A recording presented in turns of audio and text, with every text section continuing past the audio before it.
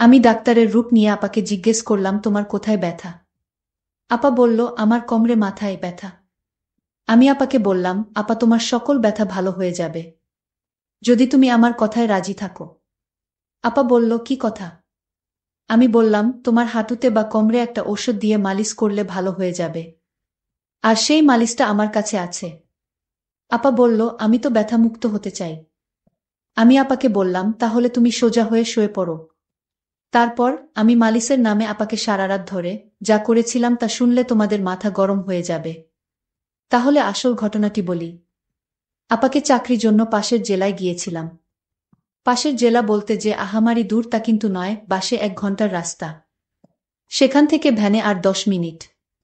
গ্রামটা আমার পরিচিত, নামেদিও আগে কখনো যায়নি। তবে যাওয়ার আগে বাড়ি থেকে শুনে গিয়েছিলাম ওই গ্রামে আমাদের এক আত্মীয়ের বাড়ি। চাচা বাবার মাস্তুতো ভাই। ঘনিষ্ঠ, কিন্তু দীর্ঘদিন যোগাযোগ নেই। ওই চাচাকে আমি দেখেছি, কিন্তু কখনো তাদের বাড়িতে যাওয়া হয়নি। ফেরার পথেই বিপত্তিটা ঘটল। বিপত্তি না বলে সৌভাগ্য বললেই বোধহয় ভালো হতো। দুপুরের প্রচণ্ড রোদে ভ্যানে করে ফিরছিলাম। গ্রামের রাস্তা যদিও কাঁচা রাস্তা, ফাঁকা ফাঁকা বাড়ি পড়ছিল। কিন্তু বিধি বাম কিছু দূর আসার পর ভ্যানের চাকা পাংচার। চোখে সরিষার ফুল দেখলাম। যদিও রাস্তার বেশি দূরের নয়, কিন্তু হাঁটা তো আমার পক্ষে সম্ভব নয়। ভ্যানওয়ালা বিরস মুখে বলল, ভাইজান ভাড়া দেওয়া লাগবে না। ক্লান্ত ঘামে ভেজা মুখটা দেখে মায়ে লাগল, ভাড়ার চেয়ে বেশি দিলাম। কিন্তু আমি এখন কি করি? গ্রামের প্রায় মাঝামাঝি কোনো দোকানও আশেপাশে চোখে পড়ছে না। ভ্যানওয়ালা এখনো দাঁড়িয়ে আছে। তাকে বললাম চলে যেতে। সে যেতে যেতে বলল, অপেক্ষা করতে। ভ্যান অবশ্যই পাওয়া যাবে। আমি অপেক্ষা করতে লাগলাম ভ্যানের জন্য। কিন্তু কপালে থাকলে ঠেকাই কে? বেশ কিছুক্ষণ অপেক্ষা করে বিরক্তিভরা মন নিয়ে আস্তে আস্তে হাঁটতে লাগলাম। বেশ অনেকক্ষণ ধরে হেঁটে চলেছি। টপটপ করে ঘাম ঝরছে গা দিয়ে। গ্রামের প্রায় শেষ মাথায় এসে গেছি। কোনো ভ্যানওয়ালার দেখা হয়নি এখনো পর্যন্ত। তেষ্টায় ছাতি প্রায় ফেটে যাচ্ছে। আরও খানিকটা আসলাম। আর মাত্র 3টা বাড়ি সামনে। চৈত্রের দুপুরের প্রচণ্ড রোদ, মাটি যেন গলছে। হাঁটতে পারছি না। যা থাকে কপালে পানি না খেলে টিকা যাবে না ভেবে একটু দাঁড়িয়ে বাড়ি 3টার দিকে তাকালাম। প্রথমটা পাঁচিল দিয়ে ঘেরা, পরেরটা কুডে ঘর মতো, তার পরেরটা রাস্তা থেকে বেশ একটু দূরে। নতুন একটা বাড়ি, বাঁশের চটা দিয়ে ঘেরা। বট বাড়িটায় যাওয়াই উচিত হবে মনে করে আস্তে করে গেট ঠেলে ঢুকলাম। সবাই আমাকে দেখে, বাড়ির বাচ্চাসহ সবাই চমকে উঠে। আমাকে দেখেও উঠল। উঠানে এক পৌরা মাছ কুটছে। সামনে রান্নাঘরের বারান্দায় 3 সুন্দরী মহিলা রান্না করছে, বাড়িতে ছোট ছোট বাচ্চা ভর্তি। গ্রামের পরিবেশের সাথে একটু শহরের ফ্যাশন। অত্যন্ত সুন্দরী মহিলাগুলো। যদিও বয়স হয়েছে কিন্তু এখনো লাবণ্যময়ী। খোকা, কাউকে খুঁজছো? প্রশ্নের সম্বিত ফিরে পেলাম, জি, একটু পানি খাব? একজন বউ উঠে আসো। সামনের টিউবওয়েল থেকে পানি আনা। ইতিমধ্যে বাড়ির ছেলেরা বুঝতে পেরেছে বাড়িতে কেউ এসেছে, একটা চেয়ারও পেয়ে গেলাম। জীবনটা আবার পানি পেয়ে সতেজ হয়ে উঠেছে। মাছ কুটতে কুটতে মহিলা জিজ্ঞাসা করলেন, বাড়ি কোথায়? কিছু বললাম না। কোনো আগ্রহ দেখলাম না, এবার উঠতে হয় ভেবে উঠে দাঁড়ালাম। ও কি খোকা, উঠস কেন? দুপুরবেলা বাড়িতে মেহমান আসলে না খেয়ে যেতে নেই। এটাই আসলে বাঙালিদের প্রধান ঐতিহ্য। বাড়িতে মেহমান আসলে তাকে সমাদর করা, আপ্যায়ন করা। না, তার দরকার নেই। বললাম বটে, কিন্তু কেন যেন ক্ষিধা নয়। মহিলার দেবীর মতো চেহারায় আমাকে অনেকটা মায়ে আটকা পড়ে গেলাম। বাড়ির ছেলেদেরকে তার মা বললেন আমাকে বাড়ির ভেতরে নিয়ে যেতে। বাধ্য হয়ে গেলাম। বেশিক্ষণ অপেক্ষা করতে হলো না, 10 মিনিটের মধ্যেই ভাত চলে আসো। এতক্ষণ একা বসে বোর ফিল করছিলাম, কিন্তু যেই তাকে দেখলাম, ক্লান্তি আর বোর যেন এক নিমেষে উধাও হয়ে গেল। খুব সুন্দর দেখাচ্ছে তাকে। বোধহয় মুখে কিছু ক্রিম মেখে এসেছে। অপূর্ব সুন্দর দেখতে। শ্রদ্ধা করার মতো চেহারা। কিন্তু একটু গভীরভাবে দেখলে শ্রদ্ধার সাথে সাথে অন্য কিছু করতেও ইচ্ছা করবে। সুন্দরী বাঙালি মায়েদের মতো। আমি ভাত খাওয়া শুরু করলাম। তোমাদের ওখানে আমার এক দেওরের বাড়ি আছে। কথা শুনে আবার তাকালাম। নাম কি? আমার প্রশ্নের উত্তর দিতে দিতে তরকারি এগিয়ে দিচ্ছিলেন তিনি। নামটা শুনে চমকে উঠলাম। আমার বাবার নাম বললেন। আমি কিছুই বললাম না, কিছুই চুপচাপ শুনতে লাগলাম। চিনি কিনা জিজ্ঞাসা করল। হ্যাঁ বোধক মাথা নাড়ালাম। পাঠকরা বিরক্ত হচ্ছেন বোধহয়। বিরক্ত করার জন্য দুঃখিত। হঠাৎ করে পাওয়া এই আত্মীয় বাড়ি আর আত্মীয়ের পরিচয় দেওয়ার কারণ শুধু একটাই, তার মেয়ের চেহারাটা অনেক সুন্দর। যাই হোক, কিছুক্ষণ পরে চাচাও বাড়িতে আসলেন। খাওয়া দাওয়া শেষে বিশ্রাম, কিন্তু যেহেতু আমার সময় কম তাই চাচি আমাকে তার খাওয়া বন্ধ রেখে এগিয়ে দিতে আসলেন। ওই সামনের বড় বাড়িটা তোমার বড় আপাদের। ইতিমধ্যে জেনে গেছি আমার এই চাচির 4 ছেলে আর 2 মেয়ে। বড় মেয়েটার বাড়ি ওইটা। চল দেখা করে আসি। কোনো ছোটবেলায় তোমাকে দেখেছে। চাচির সাথে থাকতে কেমন যেন মায়া অনুভব করছিলাম। পৌঁছে গেলাম চাচির অল্প বয়সী ঘরে। অপরূপ সুন্দর এক মেয়ে। কোনো ছোটবেলায় তোকে দেখেছি। আসিস না কেন ভাই? আমরা তো পর আগে চাচা মাঝে মধ্যে আসত। এখন তাও আসে না। রক্তের সম্পর্ক কি ভোলা যায়? একনাগাড়ে বলে চলেছে আপা। আমাকে পেয়ে যেন তার কথা ফুরাচ্ছে না। ও খোকন, দেখ কে এসেছে। বছর 20 এক ছেলে বেরিয়ে আসল ঘর থেকে। পরিচয় হল আপার ছেলে। ছোট নয়, 7 বছরের আরও একটা ছেলে আছে। তাকে দেখলাম না। শুনলাম স্কুলে গেছে। আরও অনেক কিছু শুনলাম। চাচি ইতিমধ্যে চলে গেছে। সেজন্য বোধহয় তাদের প্রতি আমার মায়া সবসময় বেশি। আর এমন মেয়ে দেখলেই জীবনের একটা কঠিন সিদ্ধান্ত নিলাম, আমার একটা কিছু করতে হবে। আমি তো লোভ সামলাতে পারছি না। বাস্তব উদাহরণ আমার সামনে। আবার খেতে ভাত খেতে হলো। পেট ভরা, কিন্তু এমন সুন্দর কেউ রেঁধেছে ভাবতে বেশি করেই ভাত খেলাম। খাবারটা অনেক স্বাদ ছিল। যেমন উনি সুন্দর তেমন তার হাতের রান্না করা খাবার। অনেকে গল্প শুনলাম, ছোটবেলায় আমি কেমন ছিলাম, আপার কাছ থেকে যেতে চাইতাম না, ইত্যাদি ইত্যাদি। তবে সবচেয়ে মনোমুগ্ধকর যে কথাটা শুনলাম সেটা হলো, আপার বয়স যখন 14 তখন তার বিয়ে হয়েছিল। পরের বছর ছেলে, তারপরেরটা অনেক আসার পর দুলাভাই বিদেশ গেছে। 2 বছর আগে একবার বাড়ি যদিও এসেছিল, কিন্তু 1 মাসের বেশি থাকতে পারেনি। বড় ছেলেটাও বিদেশ ছিল, কিন্তু কি কারণে যেন বাড়িতে চলে এসেছে 3 মাস পরে। আবার যাবে। সমস্যা হচ্ছে তাই নিয়ে আমার কোনো যোগাযোগ আছে কিনা দালালদের সাথে, ইত্যাদি ইত্যাদি। কথা যেন শেষ হয় না আপার। কিন্তু আমার মনে তখন বইছে অন্য ঝড়। এত সুন্দরী মহিলার স্বামী আজ 7 বছর বিদেশে। উনি একা একা কিভাবে সময় পার করে ভাবতে লাগলাম। আপা বলতে লাগলেন, তারপরে আবার ছেলে নিয়ে বিপদে আছে, সহজ টার্গেট। কিন্তু কিছুক্ষণ পরেই আমার ভুল ভাঙল। মেয়েদের চোখ জহুরির চোখ। আমি তার ছোট ভাই, যে আমাকে ছোটবেলায় অনেক সময় সাথে নিয়ে ঘুরেছে। ভালোবাসে, আদর স্নেহের অভাব তার কাছে আমার জন্য নেই। চাচার বাড়িতে না থাকতে চাইলেও বোনের বাড়ি থেকে খুব সহজে বের হতে পারলাম না। বোনের পেতে দেওয়া বিছানায় বিশ্রাম নিতে হলো। বোন আমার বাইরের কাজ গুছিয়ে এসে বসল আমার মাথার কাছে। আমার সাথে ছোটবেলার গল্প করতে লাগল। আমার মামিও আমার পাশে এসে এভাবে গল্প করত। অনেক অনেক দিন দেখিনি তাকে। হঠাৎ যেন সেই মামির কথাও মনে পড়ে গেল। দীর্ঘদিনের অভিজ্ঞতায় জানি কিভাবে মেয়েদেরকে পটাতে হয়। সহজ তরিকা তাদের চেহারা আর সৌন্দর্যের প্রশংসা করা। সেটাই করছিলাম। বোন হঠাৎ বাইরে গেল। ছেলের গলার আওয়াজ পেয়ে। ভাগ্নে আমার খুব ভালো। সে বাইরে যাবে। 2 ভাই বোন একা হয়ে গেলাম। দেখ ভাই, আমাকে প্রশংসা করতে হবে না। তোর দুলাভাই আজ 7 বছর বিদেশ। অনেকে আমাকে চেষ্টা করেছে, কিন্তু সুযোগ কেউ পায়নি। তুই ভাই হয়ে বোনের দিকে। আপা, আমি কিন্তু খারাপভাবে বলেনি। আপনি আসলেই সুন্দর। না রে ভাই, এখন আর সুন্দর কই, আগে তো দেখিসনি। দেখলেও তোর মনে নেই। এখন গায়ের রং পুড়ে গেছে। বুড়ো হয়ে গেছি। বুঝলাম, অনেকে চেষ্টা করলেও আমি ব্যর্থ হচ্ছি না। অসৎ কেবল কাজ শুরু করেছে। তবে সময় দিতে হবে। ধীরে ধীরে আগাতে হবে। তড়িঘড়ি করলে সব হারাতে হবে। অনেকক্ষণ থাকলাম। বিভিন্ন কথা বললাম, শুনলাম। আসার সময় অন্যায় আবদারটা করেই বসলাম। এগিয়ে দিতে এসে তার ছেলের ব্যবস্থাটা করার কথা আর বলল না। চিন্তায় পড়ে গেলাম। আমাকে কি খারাপ ভাবল? কাজের চাপে 2 দিন মনে ছিল না তার কথা। আসার সময় মোবাইল নাম্বার নিয়ে এসেছিলাম, হঠাৎ সন্ধ্যায় রিং বেজে উঠল। ভাই কেমন আছো? বোনের কথা এত তাড়াতাড়ি ভুলে গেলে? যথারীতি বোন বাড়িতে একা। কিন্তু যে অভাব নেই বুঝলাম তার কথাবার্তায়। আমাকে বসতে দিল কিন্তু বারান্দায়।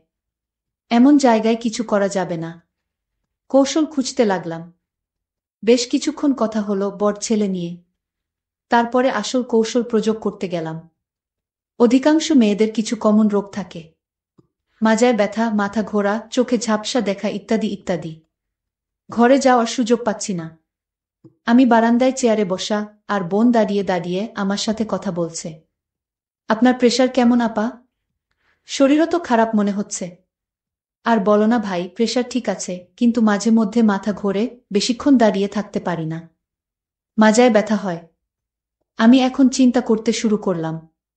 কোথায় ব্যথা দেখান তো, এই ব্যথা কোনো সমস্যা নাকি এখন এক ধরনের মালিশ পাওয়া যায়? ইত্যাদি ইত্যাদি। না থাক, দেখতে হবে না। ডাক্তার দেখাচ্ছি।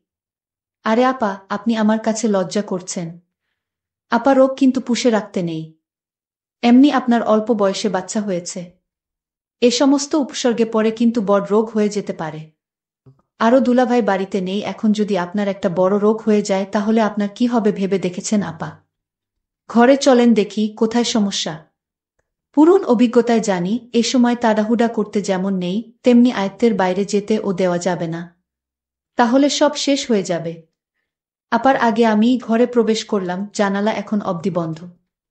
বিছানার উপর মশারি ঝুলছে। নিজে আগে যেয়ে বসলাম।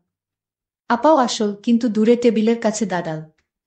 আপনার কোথায় ব্যথা হয় আসলে? আপা বললেন কোমরে, আর বেশি মাথায় ব্যথা হয়। আমার মাথায় বেশি ব্যথা হয়। নিঃশ্বাস নিতে কষ্ট হয়। আমার প্রশ্নে আমি জানি কি উত্তর দেবে, কেননা পরিশ্রম করার পর সবারই নিঃশ্বাস নিতে কষ্ট হয়। আপা উত্তরও তাই দিল। অনেকক্ষণ কাজ করলে নিঃশ্বাস নিতে কষ্ট হয়। শরীরে ব্যথা হয় কি? পাকা ডাক্তারের মতো প্রশ্ন করে যেতে লাগলাম। না, হালকা হয় বোধ হয়। বাম পাশে না ডান পাশে? মাঝে মাঝে হয় বাম পাশে। এর আগে কোনো চিকিৎসা নিয়েছেন আপা? না, আমি এর আগে কোনো চিকিৎসা নেইনি। কারণ বাড়ির নানান কাজে আমার সারাক্ষণ পড়ে থাকতে হয়। আর তাই সুযোগ পেলাম কোথায় ডাক্তারের কাছে যাওয়ার। আপা তুমি চিন্তা করো না, আমি ডাক্তারি পড়ালেখা করেছি। আমি প্রতিদিন একটা প্রাইভেট ক্লিনিকে রোগী দেখি। তারপর বোন বলল, তুই এত বড় ডাক্তার হয়ে গেছিস, সেটা তো আমি জানতাম না। আজ জানলাম। আমি বোনকে বললাম, তোমার যত সমস্যা আছে আমার কাছে বলো, আমি সমাধান করব। তোমার কি শুধু মাথা ব্যথা? তুমি তো মিথ্যা কথা বলছেন আমার সাথে। আপনার তো হাঁটুতেও ব্যথা হয়। হ্যাঁ হয়। নিঃশ্বাস নিতেও কষ্ট হয়। আসেন তো বসেন এখানে। আমি তাকে বললাম, নিঃশ্বাস নিন তো জোরে। আপা নিঃশ্বাস নিতে লাগল। আমি বললাম, আপা আপনার হাঁটুতে ব্যথা কতদিন ধরে? আপু বলল, অনেক দিন ধরে হাঁটুতে ব্যথা। আমি বললাম, আপা আমি আপনাকে একটা মালিশ দিব, সেই মালিশ যদি হাঁটুতে ব্যবহার করেন তাহলে ব্যথা দ্রুত ভালো হয়ে যাবে। আপা বলল, দেখ ভাই, আমি কোনো কাজকাম ঠিকমতো করতে পারি না। একটু বাড়ির কাজ করলেই আমার হাঁটুতে ব্যথা শুরু হয়ে যায়। আবার নিঃশ্বাস নিতে কষ্ট হয়। আমি আপাকে বললাম, আপা আপনি চাইলে এই রোগ থেকে মুক্তি পেতে পারেন।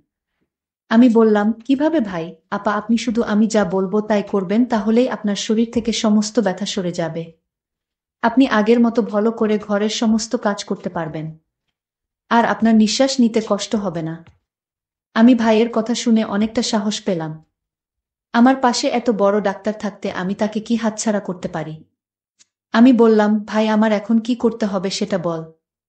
আমি বললাম, আপনার হাঁটুর জয়েন্টে যে ব্যথা সেটা সরাতে গেলে আমি একটা ঔষধ দিব, সেটা দিয়ে প্রতিদিন ভালো করে মালিশ করতে হবে।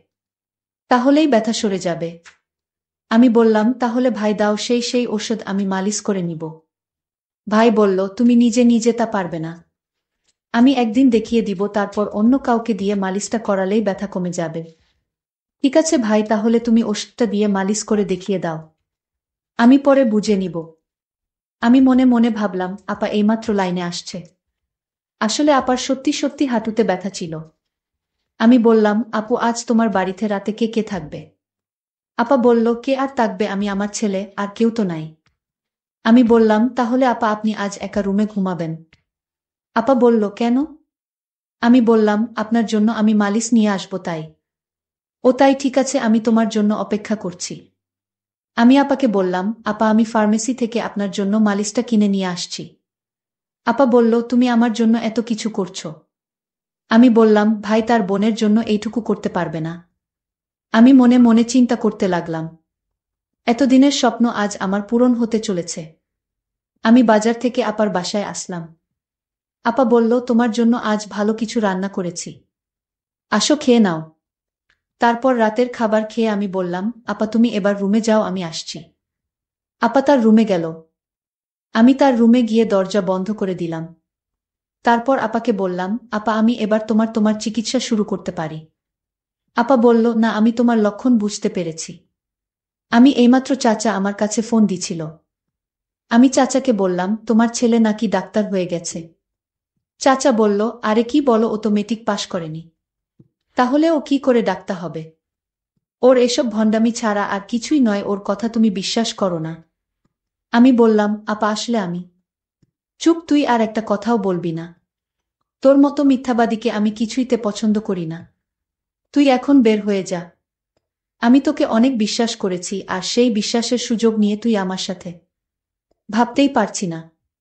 চলে যা আমার ঘর থেকে, তোর এই মুখ আর আমি দেখতে চাই না। আমি বাধ্য হয়ে আপার রুম থেকে বের হয়ে চলে আসলাম। আমার স্বপ্ন আর পূরণ হলো না। বন্ধুরা, আজকে গল্পটি কেমন লাগলো তা অবশ্যই কমেন্ট করে জানাতে ভুলবেন না। আর এরকম মজার মজার গল্প পেতে আমার চ্যানেলটিকে সাবস্ক্রাইব করে পাশে থাকবেন। ধন্যবাদ।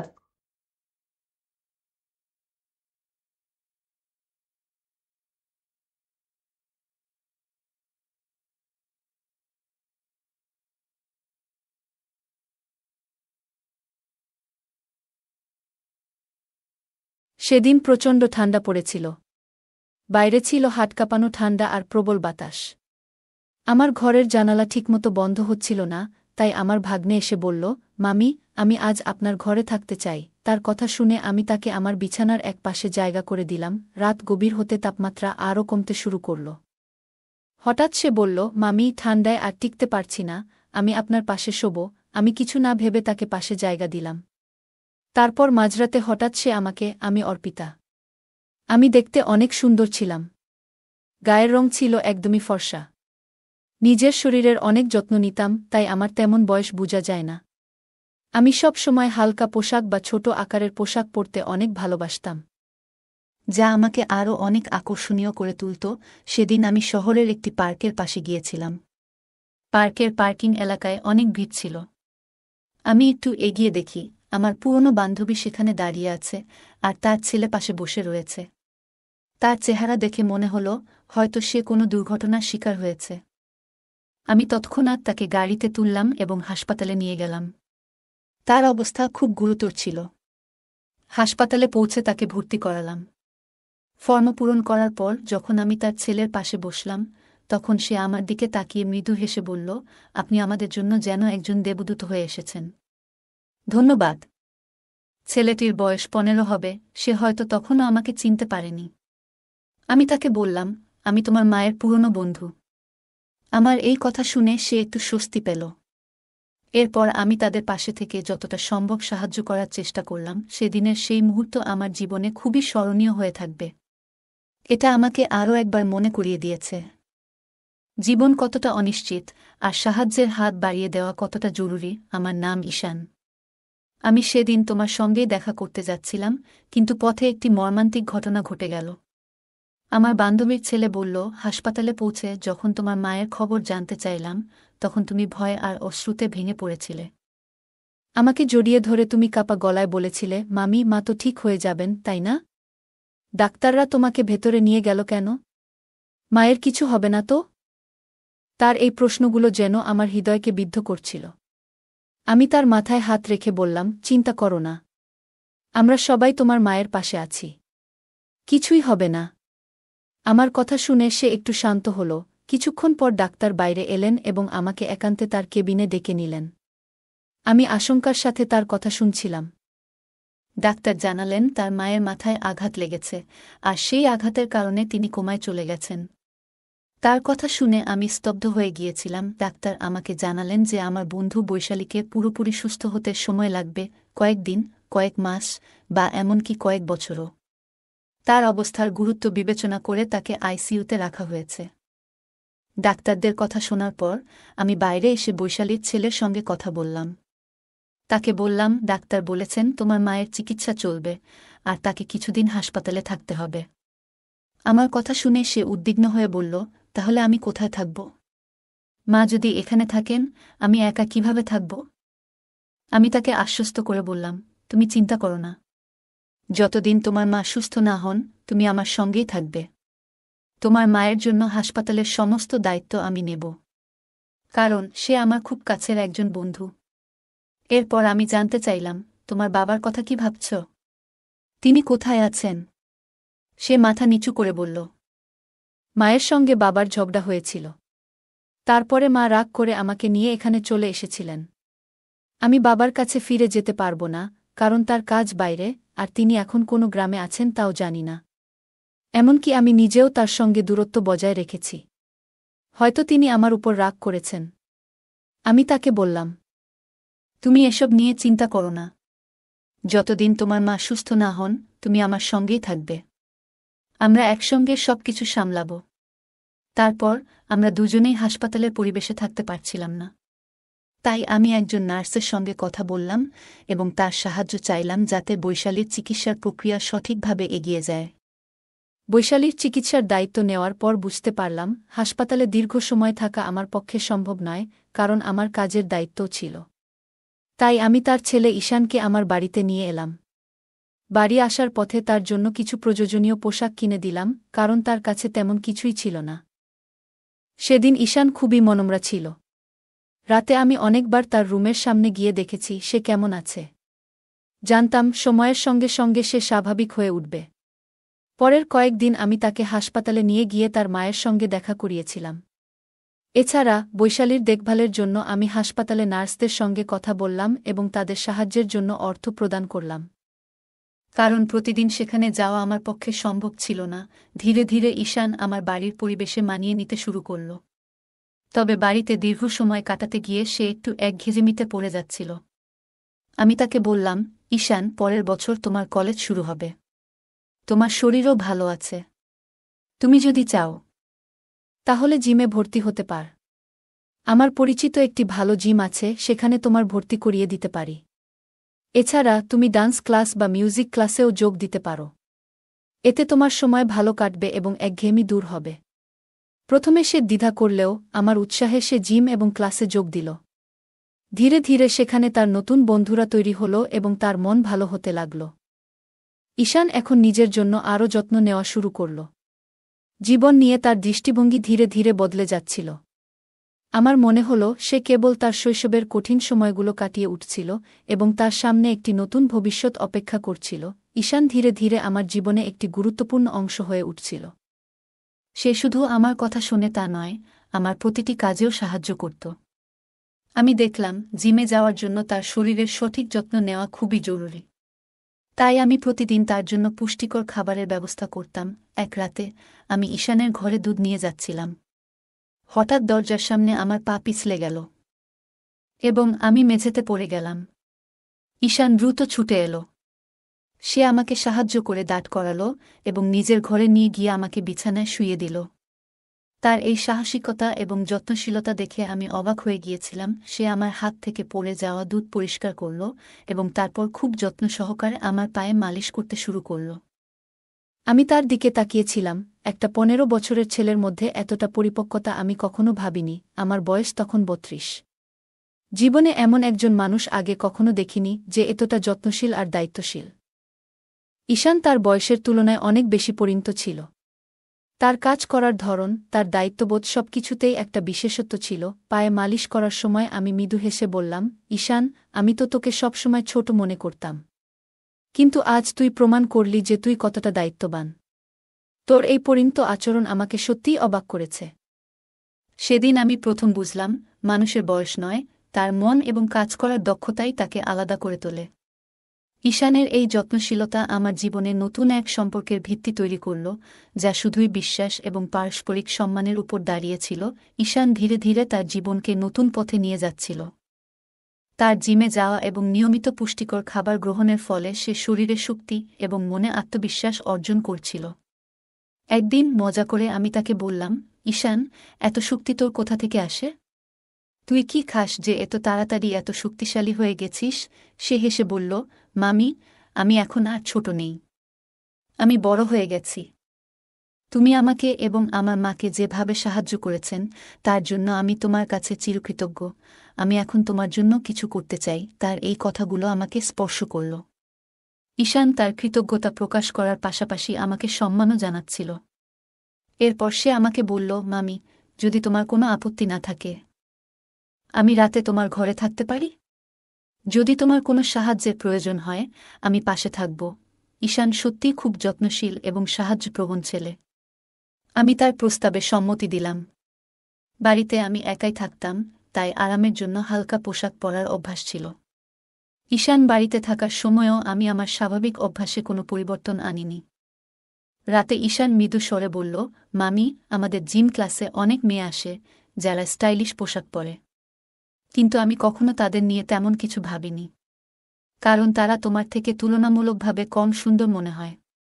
তুমি সত্যিই খুব সুন্দর। তোমার পরা পোশাক সব সময় তোমার ব্যক্তিত্বকে আরও আকর্ষণীয় করে তোলে। তার এই সোজাসাপটা এবং প্রশংসাসূচক কথা শুনে আমি মৃদু হেসে বললাম, তোর কথা শুনে ভালো লাগল, ঈশান। সেদিন আমি বুঝলাম, ঈশান শুধু শারীরিকভাবে নয়, মানসিকভাবেও অনেক পরিণত হয়েছে। তার এই প্রশংসা এবং কৃতজ্ঞতার অনুভূতি আমাদের সম্পর্ককে আরও গভীর ও বিশ্বাসভিত্তিক করে তুলল। একদিন সন্ধ্যায় ঈশান আমার কাছে এসে বলল, মামি, তুমি আমার জন্য যা করেছ তার জন্য আমি সত্যিই কৃতজ্ঞ। আমি মৃদু হেসে তার মাথায় হাত বুলিয়ে বললাম, তুই এত প্রশংসা করিস না। এখন ঘুমিয়ে পড়, সকালে তোকে ক্লাসে যেতে হবে, আর আমাকে অফিসে। ঈশান মিষ্টি হেসে আমাকে জড়িয়ে ধরে বলল, ধন্যবাদ মামি। তার এই আলিঙ্গনে ছিল গভীর কৃতজ্ঞতা। আমি তার এই অনুভূতিতে মুগ্ধ হলাম, কিন্তু আমার মনে হল এটা শুধুই তার ভালোবাসা আর যত্নের বহিঃপ্রকাশ। পরের দিন সকালে আমি অফিস যাওয়ার আগে ঈশানকে তার ক্লাসে নামিয়ে দিলাম। সে সকালবেলায় ক্লাসে যেত আর বিকেলে জিমে। দিনগুলো এইভাবেই চলছিল। কিন্তু কয়েকদিনের মধ্যে আমি লক্ষ্য করলাম ঈশানের আচরণ কিছুটা বদলে গেছে। বিকেলে যখন আমি তাকে জিম থেকে আনতে যেতাম, তখন সে তার বন্ধুদের সঙ্গে কথা বলত, কিন্তু আমাকে দেখার সময় তার চোখে একটু অস্বস্তি লক্ষ্য করতাম। বাড়িতে ফিরেও তাকে কিছুটা উদাসীন ও বিরক্ত মনে হতো। একদিন আমি তাকে জিজ্ঞাসা করলাম, ঈশান, তুই এত চুপচাপ আর বিরক্ত কেন? কিছু হয়েছে? ঈশান একটু দ্বিধা করে বলল, মামি, সত্যি বলতে তুমি আমার এই চুপ থাকার কারণ। যখন তুমি আমাকে জিম থেকে নিতে আসো, আমার বন্ধুরা তোমাকে নিয়ে কথা বলে। তাদের কথা শুনে আমার খারাপ লাগে। আমি অবাক হয়ে বললাম, কেন খারাপ লাগে? ওরা কি বলে? ঈশান বলল, তারা তোমাকে নিয়ে মজা করে। শুধু আমার বন্ধুরা নয়, বড় ছেলেরাও তোমাকে দেখে। তুমি যেমন আসেন তেমনই থাকো। কিন্তু আমি চাই না তোমার দিকে কেউ তির্যক দৃষ্টিতে তাকাক, কারণ তুমি আমার জীবনের এক বিশেষ মানুষ, আর তোমাকে আমি সেভাবেই দেখি। তার এই কথা শুনে আমি বিস্মিত হলাম। ঈশানের মধ্যে যে একটা দায়িত্ববোধ আর সুরক্ষার অনুভূতি কাজ করছে তা আমাকে স্পর্শ করল। আমি তার কাঁধে হাত রেখে বললাম, তুই চিন্তা করিস না। আমি যেমন আছি তেমনই থাকব। তবে তুই এমন কোনো কিছুতে বেশি মন দিস না যা তোকে অস্বস্তি দেয়া। সেদিন বুঝলাম, ঈশান শুধু বড় হওয়া নয়, মানসিকভাবে অনেক পরিণত হচ্ছে। তার এই যত্নশীলতা আমাকে তার প্রতি আরও মমত্ববোধে পূর্ণ করল। সেদিন সন্ধ্যায় ঈশান আমার কাছে এসে তার চিন্তাগুলো শেয়ার করছিল। তার মুখে একটা গভীর চিন্তার ছাপ ছিল। আমি তাকে জিজ্ঞাসা করলাম, তুই এত চিন্তিত কেন? ঈশান একটু ইতস্তত করে বলল, মামি, আমি আসলে বলতে চেয়েছিলাম যে তুমি শুধু আমার আপন। তার এই কথায় আমি একটু হেসে বললাম, এটা তো জানি, কিন্তু তুই এত সিরিয়াস হচ্ছিস কেন? ঈশান লজ্জায় একটু মাথা নিচু করে বলল, আমি আসলে তোমাকে খুব ভালোবাসি, কিন্তু মামি হিসেবে। তুমি আমাকে আর মাকে এত সাহায্য করেছ, সেটা আমি কখনো ভুলতে পারব না। সেদিন রাতে সে আবার আমার ঘরে এসে ঘুমানোর বায়না করল। কিন্তু আগের দিন রাতে তার ঘুমানোর সময়কার অস্থিরতা দেখে আমি তাকে তার নিজের ঘরে ঘুমানোর কথা বললাম। বললাম, তুই নিজের ঘরে ভালো করে ঘুমা। আমি তো পাশের ঘরেই আছি। পরের দিন অফিস থেকে ফিরে আমি ঈশানকে জিম থেকে আনতে গেলাম। আগের দিনের তার কথাগুলো মনে পড়ে গেল। একটু মজা করার জন্য আমি সেদিন একটু ভিন্ন পোশাক পরে গেলাম। যা আগের দিনের পোশাকের চেয়েও একটু ছোট হবে। যখন জিমের বাইরে দাঁড়িয়ে স্কুটির হর্ন বাজাচ্ছিলাম, ঈশান জানালা দিয়ে আমাকে দেখছিল। তার কয়েকজন বন্ধু তখন তার সঙ্গে ছিল। আমি তাকে একটু মজা করার জন্য চমকে দিতে চেয়েছিলাম। কিছুক্ষণ পর ঈশান দৌড়ে এসে আমার পেছনে বসে বলল, মামি, তুমি যা করছো সবই আমার জন্য স্পেশাল। কিন্তু তুমি এমন করে আমাকে আর চমক দিও না। তার এই সরল কথায় আমার মন ভরে গেল। ঈশান ধীরে ধীরে পরিণত হচ্ছিল। তার যত্নশীলতায় আমি প্রতিনিয়ত মুগ্ধ হচ্ছিলাম। এটাই ছিল আমাদের সম্পর্কের গভীর বন্ধন, যেখানে আমরা একে অপরের প্রতি মমতা ও ভালোবাসা দেখাতাম। আমরা তখন বাইকে ছিলাম। আমার মনে হচ্ছিল কিছু একটা অস্বাভাবিক ঘটছে, কিন্তু তেমন গুরুত্ব দেইনি। হঠাৎ সে আরও কাছে এসে আমাকে ধরে বসল। এক হাত রাখল আমার হাঁটুতে আর অন্য হাত কোমরে। আমাদের মধ্যে কোনো দূরত্বই যেন ছিল না, এতটাই ঘনিষ্ঠ হয়ে বসেছিল। সময় গড়িয়ে সন্ধ্যা নামতে শুরু করেছিল। তার এমন আচরণে আমি ভীষণ অস্বস্তি অনুভব করছিলাম। আমি গাড়ি রাস্তার পাশে থামিয়ে তাকে নামতে বললাম। সে নামার পর আমি রাগী গলায় বললাম, তুমি এটা কি করছো? তুমি কি জানো তুমি কিভাবে আমাকে স্পর্শ করছো? সে হেসে বলল, তুমি যদি আমাকে চমকে দিতে পারো, আমি কি একটু মজা করতে পারি না? আমি তো আগেই বলেছিলাম যে জিমে এমন ছোট পোশাক পরে আসো না। কিন্তু তুমি ইচ্ছে করেই আমার সামনে আরও ছোট পোশাক পরে এসেছিলে। তাই আমিও মজা করলাম। আমি হতবাক হয়ে গেলাম। ঈশান কেন এমন করল তা বুঝে উঠতে পারছিলাম না। হয়তো সে আমাকে নিয়ে উদ্বিগ্ন ছিল। জিমের অন্য ছেলেরা আমাকে দেখছে বলে তার এই আচরণ। আমি শান্তভাবে বললাম, ঠিক আছে, মাফ করে দিলাম। তবে এরপর যদি তুমি ভালোভাবে বসো, তাহলে আমি তোমাকে বাড়ি পৌঁছে দেব। ঈশান তখন ক্ষমা চেয়ে আমার সঙ্গে বাড়ি যাওয়ার জন্য রাজি হয়ে গেল। বাড়ি ফেরার পথে তার আচরণ স্বাভাবিক ছিল। ঈশানের আচরণ কিছুদিন ধরে একটু বদলে গিয়েছিল। সে আগে আমার প্রতি খুবই সম্মান দেখাত। তবে হঠাৎ করেই তার চোখে একটা অদ্ভুত পরিবর্তন আমি টের পেয়েছিলাম। মাঝে মাঝে আমি যখন আমার ঘরে কাজ করছিলাম বা তৈরি হচ্ছিলাম, তখন ঈশান কোনো কারণ ছাড়াই ঘরের আশেপাশে ঘুরে বেড়াত। একদিন রাতে আমি যখন নিজের রুমে তৈরি হচ্ছিলাম, তখন হঠাৎ দরজার দিকে চোখ পড়ল। দেখি, ঈশান দরজার পাশ থেকে আমাকে দেখছে। আমি সঙ্গে সঙ্গে জিজ্ঞাসা করলাম, তুমি কি করছো এখানে? তুমি কি আমাকে লুকিয়ে দেখছ? সে হেসে বলল, না না, এমন কিছু নয়। মাঝে মাঝে তোমাকে দেখি, এটাতে দোষ কোথায়?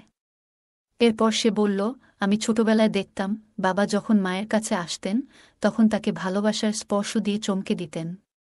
বাবা মায়ের চুলে হাত বুলিয়ে আদর করতেন, এবং সেটা তাদের ভালোবাসার প্রকাশ ছিল।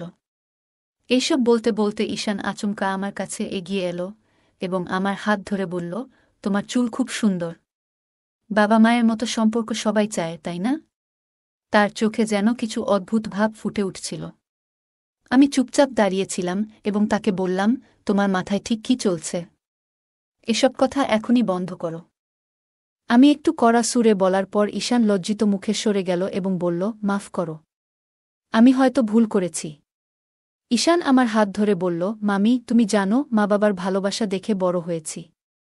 এখন মা এতদিন অসুস্থ থাকায় আমি সেই মুহূর্তগুলো আর দেখতে পাই না। আমি তাকে বুঝিয়ে বললাম, তোমার মা ঠিক হয়ে যাবে। সবকিছু আবার আগের মতো হয়ে উঠবে। তুমি ধৈর্য রাখো। পরের দিন রাতে ঈশান এসে বলল, মামি, আজ রাতে খুব ঠান্ডা পড়ছে। আমার ঘরের জানালা ঠিকমতো বন্ধ হচ্ছে না। এমন হলে আমি অসুস্থ হয়ে যাব।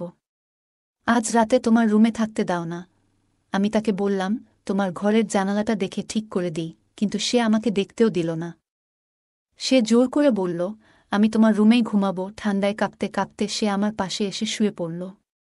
আমি কিছু বলার আগেই দেখলাম সে আমার কম্বলের ভেতরে ঢুকে গেছে। কম্বলের নিচে তার হাত আমার দিকে এগিয়ে এলো। সে ফিসফিসিয়ে বলল, মামি, তুমি জানো তুমি কত সুন্দর। কিন্তু তোমার জীবনে একটাই অভাব, সেটা হলো সঙ্গ। তুমি এমন একজন মেয়ে যার জীবন একা থাকা উচিত নয়। আমি শান্তভাবে তাকে বললাম, তুমি এখন শুয়ে থাকো। আমি সবকিছু ঠিক রাখব। তবে তোমার এই চিন্তাভাবনা বন্ধ করো। ঈশান হঠাৎ করে আমার দিকে এগিয়ে এসে বলল, তোমার সৌন্দর্য আমাকে মুগ্ধ করে। আমি আর দূরে থাকতে পারছি না। আজ থেকে তোমার যত্ন নেওয়ার দায়িত্ব আমার। তার আচরণে আমি অবাক হয়ে গেলাম। সে আমার কাছে এসে ফিসফিসিয়ে কিছু বলতে চাইল, কিন্তু তার চোখে একটা অদ্ভুত দৃষ্টি ছিল। আমি সতর্ক হয়ে গেলাম। হঠাৎ বুঝতে পারলাম সে কিছু করতে চাইছে যা অস্বাভাবিক। আমি দ্রুত চিৎকার করে উঠলাম, ঈশান, তুমি কি করছ? এখান থেকে সরে যাও। আমার আওয়াজে পাশের ঘরে থাকা কুলদীপ উঠে এলো। লাইট জ্বালিয়ে সে পরিস্থিতি বুঝতে পারল। কুলদীপ ছিল ঈশানের বাবা, যার সাথে আমার গোপন সম্পর্ক ছিল। সে আমার পাশের ঘরেই আমার জন্য অপেক্ষা করছিল। কুলদীপ এগিয়ে এসে ঈশানকে বলল, তুমি এভাবে আচরণ করছো কেন? এটা কি ঠিক? ঈশান একটু থেমে বলল, আমি জানি না কেন, কিন্তু আমি নিজের আচরণ নিয়ন্ত্রণ করতে পারছি না। আমি কুলদীপের দিকে তাকিয়ে বললাম, তোমার ছেলের এই আচরণ আমার জন্য খুব অস্বস্তিকর। তুমি তার সাথে কথা বলো এবং বোঝাও যে এই ধরনের আচরণ গ্রহণযোগ্য নয়। কুলদীপ ঈশানকে নিয়ে বাইরে চলে গেল, আর আমি মনে মনে ভাবলাম, এমন পরিস্থিতি যাতে আর না হয় তার জন্য সবাইকে সতর্ক হতে হবে। ঈশান আমার দিকে তেড়ে এলো, কিন্তু তখনই কুলদীপ তাকে ধরে থামিয়ে দিল। ঈশান রাগে বলল, তোমার কথাগুলো শুনে আমি আর চুপ থাকতে পারছি না। তুমি জানো, কিছুদিন আগে আমার হাতে একটা চিঠি এসেছে। সেটা আমার মায়ের লেখা। যখন আমি সেটা পড়লাম তখন সবকিছু পরিষ্কার হলো। সে থেমে একটু গভীর নিঃশ্বাস নিয়ে বলল, গত কয়েক মাস ধরে মা বাবার মধ্যে অশান্তি চলছিল। শুরুতে আমি কিছুই বুঝতে পারছিলাম না, কিন্তু ধীরে ধীরে জানলাম বাবার জীবনে অন্য একজন নারী এসেছে। সেই কারণেই তাদের সম্পর্ক এতটা খারাপের দিকে গেছে। আমি স্তব্ধ হয়ে তার কথা শুনছিলাম। ঈশান বলল, মাকে জিজ্ঞেস করেছিলাম, কিন্তু মা কখনো বাবার সম্পর্কে খারাপ কিছু বলেনি। একদিন গার্ডেনে মা তোমার সঙ্গে কথা বলেছিল, সেটা আমি শুনেছিলাম। পরে যখন মায়ের অ্যাক্সিডেন্ট হলো, তখন হাসপাতালে থাকা অবস্থায় সেই চিঠিটার কথা জানলাম। আমি জানি তুমি সেই চিঠিটা লুকিয়ে রেখেছিলে। তার চোখে রাগ আর কষ্ট মিশেছিল। সে বলল, তোমার মতো মানুষদের কারণে মানুষ বিশ্বাস হারায়। তুমি কিভাবে অন্যের জীবনে এতটা নষ্টামি করতে পারো? তোমার মতো মানুষ কখনো কারো সত্যিকারের ভালোবাসা পেতে পারে না। আমার মা শেষ পর্যন্ত তোমার মতো একজনের কারণে এই অবস্থায় পড়েছে। আমি হতবাক হয়ে গেলাম, কিছু বলার ভাষা হারিয়ে ফেলেছিলাম। কুলদীপ তাকে শান্ত করার চেষ্টা করছিল। পুরো পরিস্থিতি এতটাই জটিল হয়ে উঠেছিল যে মনে হলো কিছু সম্পর্ক কখনো সহজে মিটমাট করা যায় না। সাম্প্রতিক সময়ে আমার মা এক ধরনের মানসিক অশান্তিতে ভুগছিল। তাকে প্রায়ই একটি ইনজেকশন নিতে দেখা যেত। আমি যখন কারণ জানতে চাইতাম, সে বলতো, এটা একটা সাধারণ ক্যালসিয়াম ইনজেকশন। কিন্তু একদিন আমি ডাক্তারকে কথা বলতে শুনে বুঝতে পারি যে বিষয়টা মোটেই সাধারণ নয়। ডাক্তার জানিয়েছিলেন, ইনজেকশনের কারণে তার শরীরে একাধিক সমস্যা তৈরি হয়েছে এবং এর ফলেই সে একদিন হঠাৎ করে অচেতন হয়ে পড়ে। সেখান থেকেই শুরু হয় তার আরও বড় সমস্যার পথচলা। এই ঘটনাগুলো আমাকে ভীষণ অবাক করে দেয়। তখন ঈশান বলে উঠল, আমার মা এতদিন ধরে যে সমস্যার মধ্যে দিয়ে যাচ্ছিলেন তার মূল কারণ তুমি। তুমি তাকে এমন এক ভুল পথে নিয়ে গেছ যেখান থেকে সে আর ফিরে আসতে পারেনি। এই হাই ডোজ ইনজেকশনই তাকে শেষ পর্যন্ত কোমায় পাঠিয়েছে। আমি চুপচাপ দাঁড়িয়েছিলাম। সত্যি বলতে আমার ভিতর এক ধরনের অপরাধবোধ ছিল। ঈশান আরও বলল, আমি মায়ের ব্যাগ থেকে সেই ইনজেকশন পেয়েছি। মা শুধু ভুক্তভোগী। তার নিজের কোনো দোষ ছিল না। কিন্তু তোমার ভুলের শাস্তি আজ সে পেয়েছে।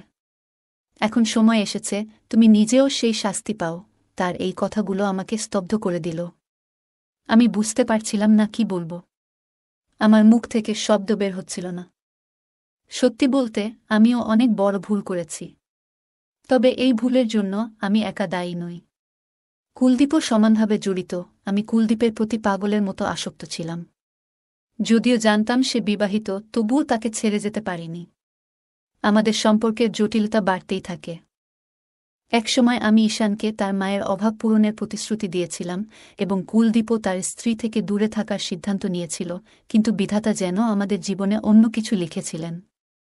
একদিন কুলদীপ আমার দেওয়া আংটিটা ফিরিয়ে দিয়ে বলল, আজ থেকে আমি আমার স্ত্রী এবং ছেলের কাছে ফিরে যাব। আমি তাদের অনেক কষ্ট দিয়েছি। এবার তাদের জন্য কিছু করব। আমাদের সম্পর্ক এখানেই শেষ। আমি কুলদীপের কথা শুনে বোবা হয়ে গিয়েছিলাম। আমাদের জীবনে ঘটে যাওয়া ঘটনাগুলো যেন একটি শিক্ষার মতো ছিল। কিছু সম্পর্ক কখনো মেরামত করা যায় না। কুলদীপ বলল, আমি আর আমার ছেলেকে কোনো দুঃখ দিতে চাই না। যদি আবার তাদের কষ্ট দিই তবে ঈশ্বর আমাকে ক্ষমা করবেন না। আমার স্ত্রী আমাকে এমন এক অপরাধী বানিয়েছে যার বোঝা আর আমি বহন করতে পারছি না। তুমি দয়া করে আমার জীবন থেকে সরে যাও। আর কখনো কোনো বিবাহিত মানুষের সঙ্গে সম্পর্ক গড়ে তুল না। সেদিন কুলদীপ আমাকে ছেড়ে চলে গেল। আমি আবার একা হয়ে পড়লাম। আমার এই একাকিত্বের পেছনে ছিল আমার নিজের স্বার্থপরতা আর মিথ্যা অহংকার। আমি এতটাই কুলদীপের প্রেমে অন্ধ হয়ে গিয়েছিলাম যে কখনো ভাবিনি তার স্ত্রী আর সন্তান আছে। আমি যদি কুলদীপের জীবনে প্রবেশ করি তবে তার পরিবারের কি হবে, এই কথাগুলো আগে ভাবলে হয়তো আজ আমাকে এই অনুশোচনার ভার বইতে হতো না। কুলদীপ তার পরিবারের কাছে ফিরে গেল, কিন্তু আমার হৃদয় থেকে তাকে সরানো সম্ভব হল না। আমি নিজেও জানতাম না এই একতরফা প্রেম আমাকে কোথায় নিয়ে যাবে। মানুষ সবসময় অন্যের থেকে কিছু ছিনিয়ে নিতে চায়, কিন্তু এর ফলে সে কখনোই সুখী হয় না। হোক সেটা খাবারের টুকরো বা কারও ভালোবাসা, যতই হিংসা করো, ঈশ্বর ততই আমাদের আরও অসন্তুষ্ট রাখেন। আজকের এই গল্প থেকে আমরা শিখি যে সত্যিকারের অধিকার যার, সে তা একদিন ফিরে পায়। আর অন্য কারও সুখ কেড়ে নেওয়ার চেষ্টা করলে তার ফলাফল কখনোই ভালো হয় না। কুলদীপ তার প্রকৃত অধিকার ফিরে পেল, আর অর্পিতা একাকিত্বে ডুবে গেল। মানুষ অন্যের কাছ থেকে যা ইচ্ছা কেড়ে নিতে পারে, কিন্তু ভাগ্যকে কখনো বদলাতে পারে না। তাই আমাদের উচিত নিজের যা আছে তাতেই সন্তুষ্ট থাকা। অন্যের সুখ দেখে ঈর্ষা না করে নিজের জীবনে ইতিবাচক চিন্তা রাখা। বন্ধুরা, এই গল্পটি কেমন লাগল? যদি ভালো লেগে থাকে তাহলে ভিডিওটি লাইক করুন এবং আমাদের চ্যানেলটি সাবস্ক্রাইব করুন। সাথেই থাকুন নতুন গল্পের জন্য। আর নোটিফিকেশন পেতে বেল আইকনটি চাপুন। ধন্যবাদ।